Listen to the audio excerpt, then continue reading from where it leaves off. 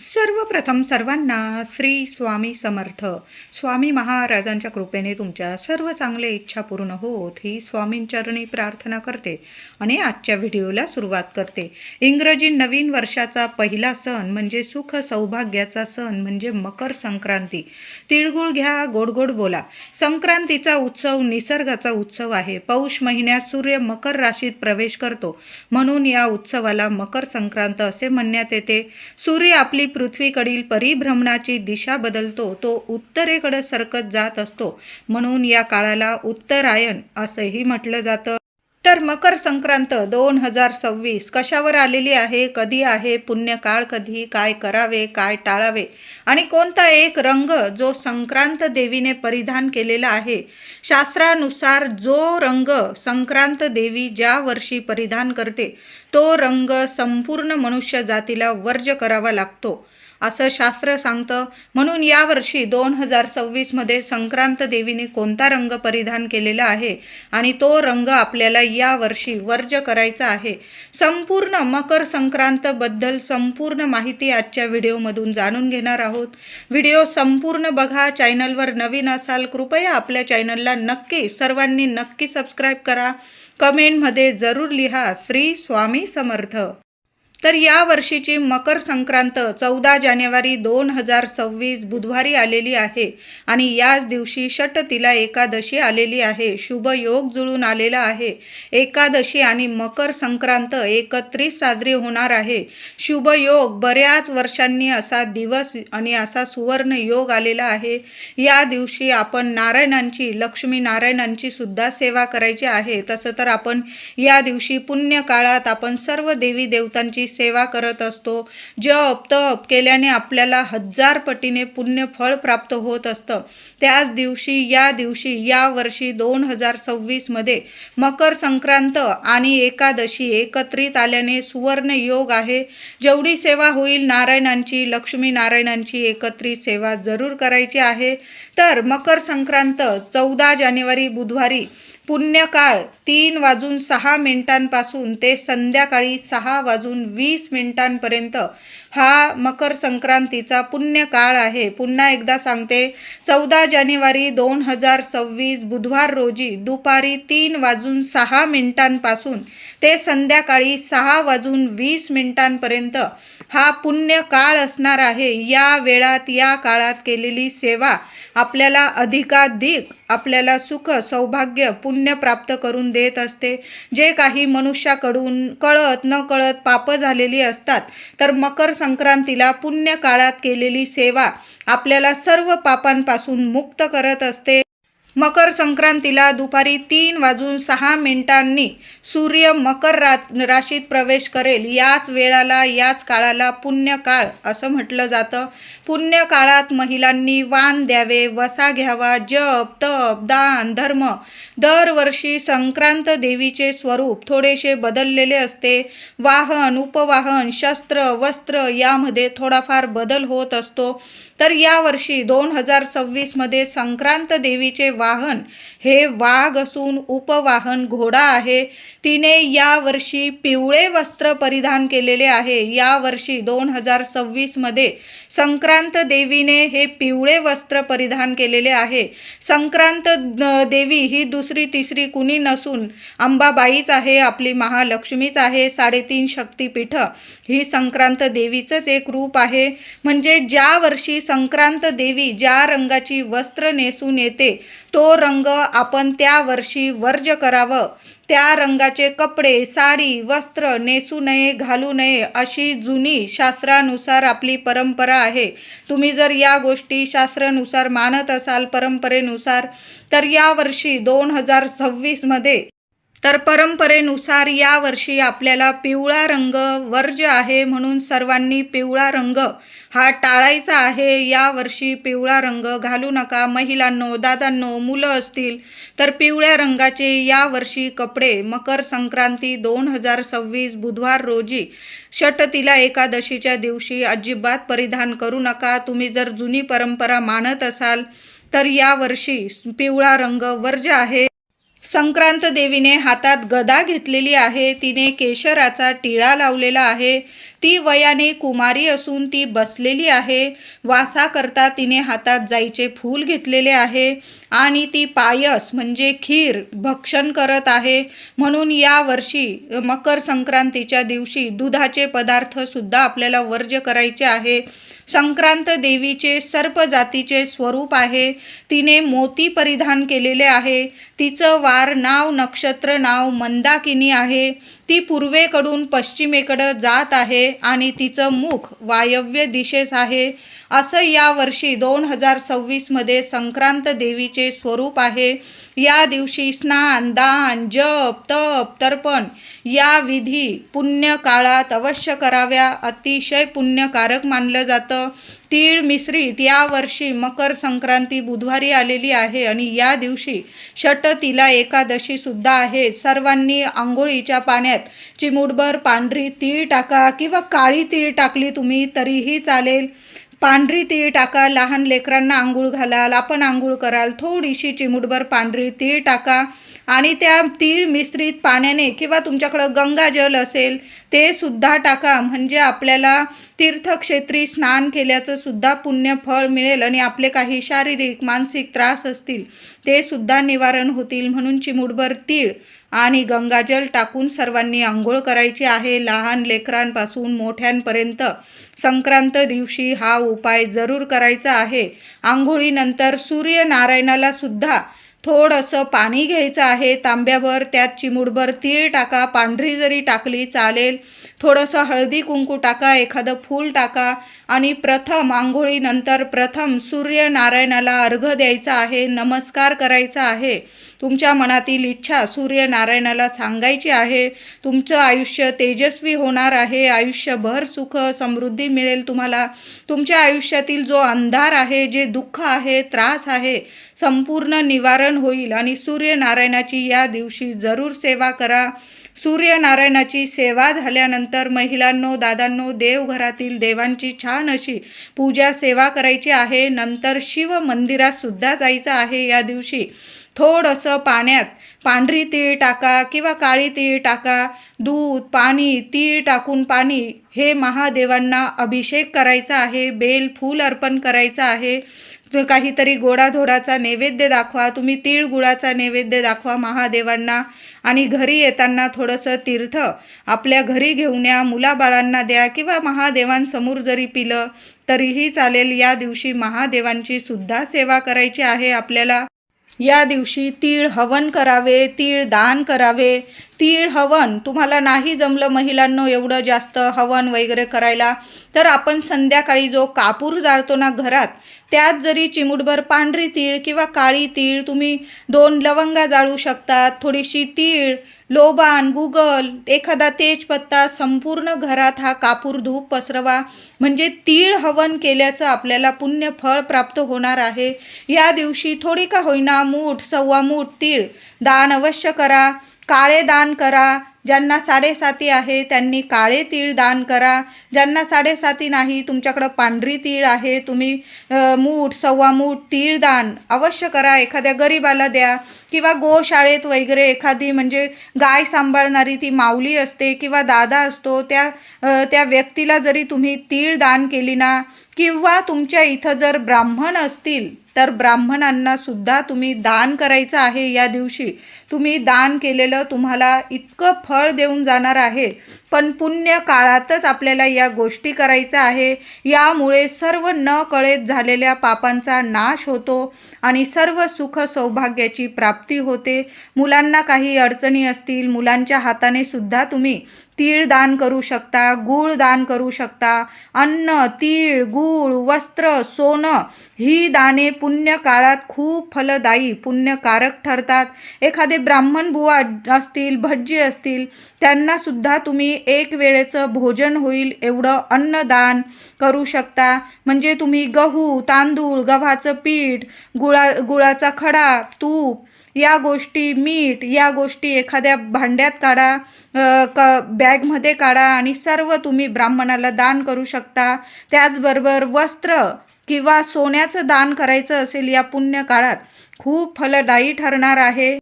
मकर संक्रांतीच्या दिवशी संपूर्ण दिवस रात्र ब्रह्मचर्याचं पालन करायचं आहे. मांसाहार मद्यपान करायचा नाही आहे.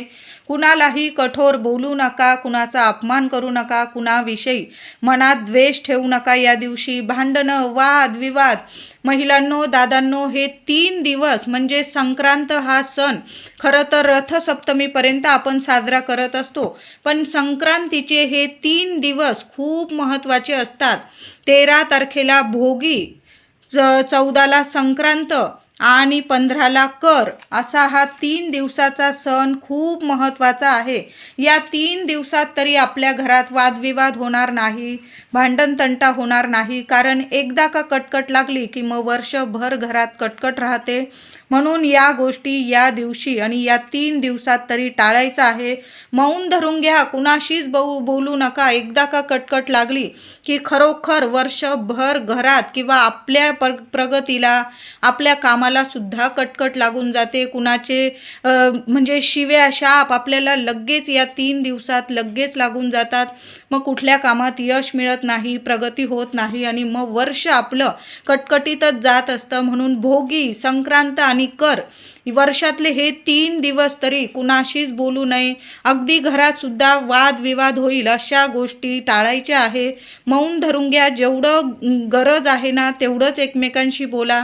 शब्दाला शब्द वाढतो आणि मग वर्षभर आपण म्हणतो या छोट्या मोठ्या गोष्टी असतात, पण वर्षभर आपलं कटकटीत जात असतं. म्हणून या गोष्टी खरोखर टाळायच्या आहे. कुणाशीच बोलू नका आणि बाहेरच्यांशी तर अजिबात नाही. यामुळे त्यांचं तर काही जाणार नाही, पण आपल्या घरात कटकट होईल, वादविवाद होईल.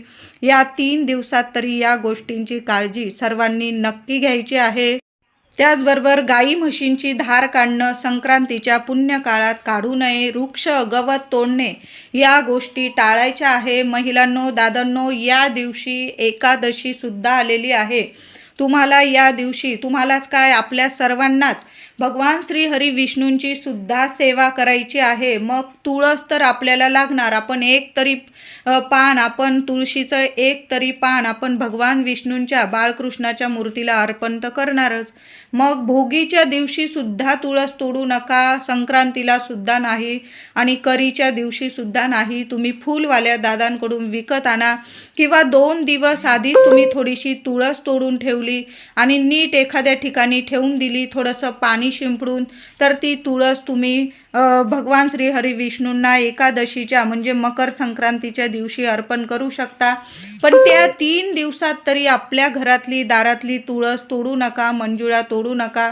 सेवेला तर तुळस लागणार आहे, ती विकत आणा तुम्ही. नाही तर 2 दिवस आधी तरी तुळस तोडून ठेवा, एखाद्या नीट ठिकाणी ठेवा, थोडं पाणी शिंपडून ठेवा, म्हणजे पानं टवटवीत राहतील.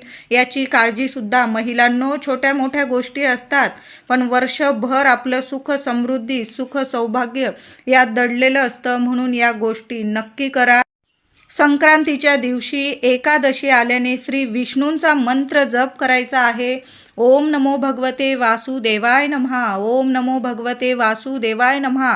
दिवसभर जरी तुम्हाला कुणाशी बोलू नका, फक्त या मंत्राचा जप करायचा आहे. देवांना तिळगुळ अर्पण करा, गोडाधोडाचा नैवेद्य दाखवा. तुळशी माऊलीची सुद्धा या दिवशी दिवस रात्र सेवा करायची आहे. म्हणजे सकाळी पण आंघोळीनंतर आपण सूर्यनारायणाची सेवा झाल्यानंतर तुळशी माऊलीला हळदी कुंकू फुलं अक्षता अर्पण करा. दिवा लावा तुपाचा, संध्याकाळी सुद्धा दिवा लावा. म्हणजे या दिवशी एकादशी आहे. तशी तर आपण सर्व महिला तुळशी मातेची सेवा करतो, पण या दिवशी लक्ष देऊन आपण सेवा करायची आहे. श्री विष्णूंची विष्णू सहस्त्र नामावलीची सेवा दादांनो महिलांनो जरूर करा. तुम्हाला नाही पाठ तर तुम्ही यूट्यूबवर ऐकलात, एक म्हणजे सहकुटुंब सहपरिवार तुम्ही शांत बसलेला आहात तेव्हा तुम्ही लावून दिलं आणि ते कानावर पडले शब्द ना, तरीही त्याचा परिणाम आपल्या वास्तूला सुद्धा म्हणजे चांगला मिळतो. आपली वास्तू नेहमी तथास्तू म्हणते आणि अशा शुभ तिथींना आपण आपल्या देवांची सेवा ऐकतो, श्रवण करतो, त्यावर सुद्धा वास्तूवर सुद्धा चांगला परिणाम होतो. वास्तूतील जी नकारात्मकता असते, वास्तुदोष असतात, पितृदोष असतात, घरातल्या व्यक्तींना काही ग्रहदोष असतात, देवांच्या कृपेने संपूर्ण नष्ट होतात आणि वास्तू नेहमी प्रसन्न राहते, सकारात्मक राहते आणि वर्षभर आपल्याला सुख सौभाग्य प्रदान करत असते. भगवान श्री हरी विष्णू लक्ष्मी मातेच्या कृपेने आपल्या घराची भरभराट होते. म्हणून या दिवशी, या वर्षी एकादशी आणि मकर संक्रांत एकत्र आलेले आहे. भगवान विष्णूंची जेवढी सेवा होईल ना तेवढी नक्की करा महिलांनो. आता भगवान श्रीहरी विष्णूंची सेवा करत आहोत तर सुख सौभाग्य प्रदान करणारी देवी लक्ष्मी माऊलीची सुद्धा सेवा करायची आहे. माता लक्ष्मीची मूर्ती असेल, श्रीयंत्र असेल, किमान 11 वेळा 21 वेळा माऊलीच्या मूर्तीवर श्रीयंत्रावर ओम श्रीम नमहा, ओम श्रीम नमहा आदी देवी लक्ष्मीला कुंकुमार्चन करा आणि मग आपल्याला वाण द्यायचा आहे, सवाष्ण पूजन करायचं आहे. महिलांनो, आधी देवघरातील देवी आईला हळदी कुंकू अर्पण करा, देवी आईला वाण द्या. तिची ओटी भरायची असेल भरू शकता, नाही करता आलं किमान देवी आईला गोडाधोडाचा नैवेद्य दाखवा आणि देवी आईला कुंकुमार्चन करा. एखादी वेणी अर्पण करा, लाल गुलाब किंवा कमळाचं फूल, जसं आपण श्रीहरी विष्णूंना तुळस अर्पण करणार आहोत, झेंडूची फुलं अर्पण करणार आहोत. या दिवशी पिवळी झेंडूची फुलं आणण्यापेक्षा तुम्ही केशरी फुलं आणली तरीही चालेल, कारण केशराचा टिळा या वर्षी देवी आईने लावलेला आहे. केशरी झेंडूची फुलं मिळाली तर देवांना केशरी झेंडूची फुलं अर्पण करा आणि आपण महादेवांना बेलपत्र अर्पण करू, गणपती बाप्पांना आपण दुर्वा अर्पण करू. तसंच भगवान श्रीहरी विष्णूंना जेवढी तुळशीची पानं असतील ना तेवढी तुळशीची पानं अर्पण करा. माता लक्ष्मीला एखादं कमळाचं फूल अर्पण करता आलं तर कमळाचं फूल अर्पण करा. या दिवशी कुलदेवीचा मंगल कलश भरायचा आहे. देवी आईला सुद्धा फूल वेणी अर्पण करा. माता लक्ष्मीला ओम श्रीम नमहा, ओम श्रीम नमहा, देवी आईला कुंकुमार्चन करा. आपली कुलदेवीचा टाक असेल, फोटो असेल, त्यावर सुद्धा आधी कुंकुमार्चन करा आणि मग आपल्याला सवाष्ण पूजायचं आहे, वाण द्यायचं आहे. तर यावर्षी मकर संक्रांतीला पिवळा रंग वर्ज्य आहे. तर महिलांनो, लाल कलरची साडी नेसा, हिरव्या रंगाची, निळ्या रंगाची, मोरपिशी, गुलाबी, सोनेरी कलर सुद्धा तुम्ही नेसू शकता. असं नाही की पिवळा रंग वर्ज्य आहे म्हणून दागदागिने घालायचे नाही, देवी आईला हळद अर्पण करायचं नाही, असं अजिबात नाही. ऊन पडतं, सूर्यनारायण आपल्याला ऊन देतात, प्रकाश देतात, तो सुद्धा पिवळा धमक असतो. मग तो प्रकाश काय आपण अंगावर घेत नाही का? तर घेतोच ना, त्याशिवाय तर आपला दिवस सुद्धा उजाडत नाही. तशाच पद्धतीने फक्त आपल्याला पिवळा रंग वर्ज्य करायचा आहे. बाकी तुम्ही सोन्याचे दागिने घालू शकता, हळदी कुंकू लावू शकता, देवी आईला हळदी कुंकू अर्पण करा, सोन्याचे दागिने घाला, सोनेरी साडी घाला, लाल घाला, हिरवी घाला, निळी घाला, मोरपिशी, गुलाबी, जांभळा, जे रंग असतील ना त्यात एक रंग म्हणजे यावर्षी तुम्ही काळ्या रंगाची साडी महिलांनो आनंदाने नेसू शकता. फक्त तुमच्या कुलदेवीला जर काळा रंग वर्ज्य असेल तर तुम्ही काळा रंग नेसू नका. ज्याची त्याची परंपरेनुसार पद्धत असते. काही घरांमध्ये काळा रंग कायमस्वरूपी वर्ज्य असतो, मग तुम्ही काळा रंग नेसू नका. मोठे व्यक्ती सांगतात नेसू नका, नका नेसू. ज्या व्यक्तींना, ज्या महिलांना काळा रंग घालत असाल तुम्ही दरवर्षी, ज्या वर्षी काळा रंग देवी आईने परिधान केलेला असतो, मकर संक्रांतीने आपण काळा रंग वर्ज्य करतो, तर यावर्षी देवी आईने पिवळा रंग नेसलेला आहे, तर पिवळा रंग यावर्षी वर्ज्य आहे. काळा रंग सगळ्यांनी नक्की नेसा, परिधान करा. पुरुष असतील, माझे दादा असतील, मुलं मुली, महिला सर्वांनी काळ्या रंगाचे कपडे अवश्य यावर्षी घाला. महिलांनो, मकर संक्रांतीला नवीन हिरव्या रंगाच्या काचीच्या बांगड्या जरूर हातात घाला. आधीच्या असतील काढून टाका, नवीन बांगड्या थोड्या जरी भरायच्या असतील भरू शकता. पण एक बांगडी आपण जेव्हा कासाराकडं, दादांकडं जातो किंवा मावशींकडं बांगड्या भरायला जातो, तर तुम्ही डझनभर बांगड्या घेत असाल तर एका हातात 6 घालतात, तर आपण उजव्या हातात 7 बांगड्या घालायच्या आहे. डाव्या हातात तुम्ही 6 घातल्या तर उजव्या हातात घालताना एक बांगडी जास्तीची मागून घ्यायची आहे. यामुळे आपल्या सुख सौभाग्यात भर पडते. आपल्या पतिदेवांना रात्रंदिवस प्रगती मिळते. मुलाबाळांची घरात प्रगती होते. म्हणून घरातल्या गृहलक्ष्मीने मकर संक्रांतीला बांगड्या भरताना, काचेच्या बांगड्या भरताना तुम्ही डझनभर घेताय, 2 डझन घेताय, जेवढ्या घेताय एक बांगडी जास्तीची आठवणीने मागून घ्यायची आहे. तुम्ही लाखेच्या बांगड्या भरत असाल, आजूबाजू सोन्याच्या लाखेच्या तुम्ही बांगड्या घालत असाल, घाला. पण काचेच्या बांगड्या भरताना एक बांगडी जास्तीची आठवणीने मागून घ्या, भरून घ्या. तुम्हाला खूप सुख सौभाग्यात भर पडेल आणि दिवस रात्र तुमच्या कुटुंबाची, संपूर्ण कुटुंबाची प्रगती होईल. बांगड्या घेताना पिवळा रंग वर्ज करायचा आहे. काळ्या रंगाच्या तर बांगड्या, आपण कपडे घालतोय काळे म्हणून काळ्या बांगड्या महिलांनो घालू नका. हिरव्या बांगड्या घाला. काळ्या रंगावर हिरव्या बांगड्या घातल्याने काही बिघडत नाही. हिरव्या काचेच्या बांगड्या घाला किंवा तुम्ही ज्या रंगाची साडी घालत असाल त्या रंगाच्या घाला. पण पिवळ्या रंगाच्या बांगड्या यावर्षी वर्ज करा. आणि काळ्या रंगाच्या बांगड्या विवाहित स्त्रीने कधीच घालू नये. या गोष्टी तुम्ही पाळत असाल तर जरूर पाळा. भोगीला, संक्रांतीला सुगड पूजा करावी. 7-11 बायकांना बोलावून विडे पूजावे व पानावर बोरं, शेंगा, भाज्या, ऊसाचे खांड, पाल्याचे हिरवे चणे असं सर्व देऊन हळदी कुंकू करतात. पण भोगीला तिळीचे लाडू, तीळ कुणाला देऊ नका. जेव्हा आपण मकर संक्रांतीला देवांना आधी तीळ गुळ आपण अर्पण करतो, नैवेद्य दाखवतो आणि मगच आपण इतरांना आपण तिळगुळ द्यावं. आधी स्वामींना, आपल्या देवघरात गणपती बाप्पांना, आपल्या कुलदेवीला, स्वामींना, तुमच्या देवघरात जे देवी देवता असतील आधी त्यांना तिळगुळ द्यावं मकर संक्रांतीला आणि मगच इतर मंडळींना तुम्हाला तिळगुळ द्यायचा आहे. भोगीच्या दिवशी तुम्ही जरी लाडू केलेले असतील तरी पण लाडू, तीळ कुणाला देऊ नका. ह्या दिवशी जेवणात तीळ टाकून जेवण बनवावे. मिक्स भाजी, तीळ लावून भाकर, वांग्याची तीळ लावून भाजी. संक्रांतीलाच आपल्याला तीळ घरातून वाटायचे आहे. ज्याची त्याची परंपरा ही वेगवेगळी असते. गावागावातील आपापली परंपरा, मोठ्यांची शिकवण आपण जपलीच पाहिजे. ज्यांची लग्नानंतर पहिलीच संक्रांत आहे, हळदी कुंकू करत असाल, त्यांनी हळदी कुंकवात काय वाण द्यावं? तर तुम्ही हळदी कुंकू पहिल्यांदाच करत आहात तर कुंकवाचे करंडे, टिकल्यांची डबी, कुंकवाची डबी देताना थोडं का होईना हळदी कुंकू त्यात भरून द्यावं.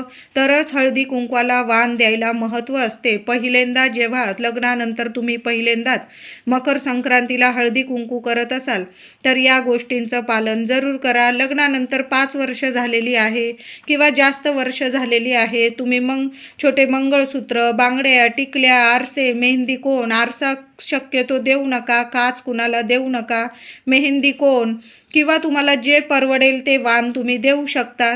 संक्रांती ते रथसप्तमी आपण प्रत्येक महिला आपल्या घरात हळदी कुंकू करत असतो, सवाष्णींना बोलवतो, वाण देत असतो. तर वाण देताना महिलांनो या शुभकारक, सौभाग्यकारक वस्तू आपल्याला वाण म्हणून द्यायच्या आहे. तुम्ही सौभाग्यकारक साज शृंगाराचे साहित्य देऊ शकता, कंगवा देऊ शकता, बांगड्या देऊ शकता, टिकल्या, साज शृंगाराचे साहित्य, रुमाल वगैरे. तांब्याच्या वस्तू, तुमचा बजेट जास्त असेल तर तांब्याचे वस्तू तुम्ही देऊ शकता. तांब्याचे लहान लहानसे दिवे वाटले किंवा अजून काही वस्तू असतात तांब्याच्या ज्या तुम्हाला परवडतील अशा वस्तू तुम्ही वाण म्हणून देऊ शकतात. खूप शुभ ठरतात. छोटे दिवे देऊ शकता. हळदी कुंकवाचे करंडे देऊ शकता. हळदी कुंकवाचे करंडे देत असताना खाली देऊ नका. त्यात थोडं का होईना चिमूटभर हळदी कुंकू अक्षता भरून द्या. मग आपल्याला खूप शुभ परिणाम दिसून येतात. लहान लहानशा ताटल्या देऊ शकता, डबे देऊ शकता, वाट्या, तुम्हाला जे परवडतील असे चांगले वाण द्यायचे आहे ज्यामुळे त्या वस्तू त्या सवाष्ण महिला रोजच्या वापरात वापरू शकतील, टाकून देणार नाही. आता देवांबद्दल काही वस्तू द्यायच्या असतील तर श्री स्वामी चरित्र सारामृताची पोथी तुम्ही 7 सवाष्णींना वाटू शकता, 11 जास्त किंवा 5 सवाष्णींना. तुमच्याकडे जेवढ्या सवाष्ण महिला असतील आणि तुम्हाला जर परवडत असेल ना तर स्वामी चरित्र सारामृताची एक पुस्तिका पोथी वाण म्हणून जरूर द्या. व्यंकटेश स्तोत्राची पुस्तिका म्हणजेच पोथी तुम्ही देऊ शकता. रामरक्षा अशा छान अशा पोथी, देवांची आपण सेवा करू, आपण सर्व महिला मिळून, आपण सर्वच जण अशा पोथीसुद्धा तुम्ही वाण म्हणून देऊ शकतात. सौभाग्यकारक ठरतं.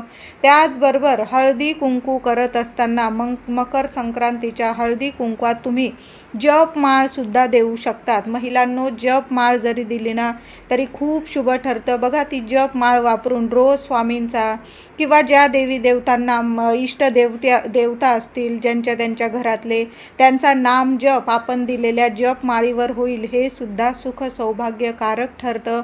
तर अशा वस्तू तुम्ही देऊ शकता. भाग्य वाढतं, भाग्य तेजस्वी होतं, पती मुलांना उदंड आयुष्य आरोग्य लाभतं आणि त्यांची दिवस रात्र प्रगती होते, घरात लक्ष्मी नांदते. तर अशा छान वस्तू आपण संक्रांती ते रथसप्तमी हळदी कुंकू करताना या छान अशा सौभाग्यकारक वस्तू द्यायच्या आहेत. चुकून सुद्धा महिलांनो, चाकू असेल, सुरी असेल, किसणी असेल, ज्यावर आपण खोबरं वगैरे किसतो, आलं वगैरे किसतो, लहान लहानशा किसण्या, असे चॉपर असतील भाज्या कापण्याचे, काचेच्या वस्तू असतील, कृपया अशा वस्तू तुम्ही वाण म्हणून देऊ नका. नाही